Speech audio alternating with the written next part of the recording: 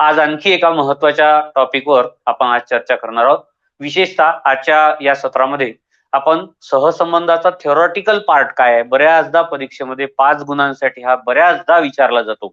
5 गुणांसाठी आणि आपल्याला 5 पैकी 5 गुण थेअरीच्या भागात सुद्धा मिळवण्याची आपल्याला यामध्ये संधी असते.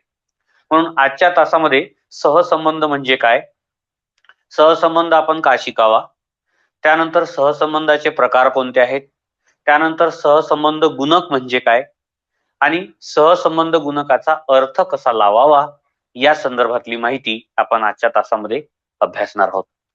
मित्रांनो, आपण या मालिकेमध्ये बरेच संख्याशास्त्रीय परिमाणे अभ्यासली आणि या बरीच परिमाणं अभ्यासल्यानंतरही आपल्या शिक्षक म्हणून आपल्या समोर खूप सारे प्रश्न उपस्थित होतात आणि त्या प्रश्नांची उकल करण्यासाठीच आपल्याला सहसंबंधाचा अभ्यास करायचा आहे.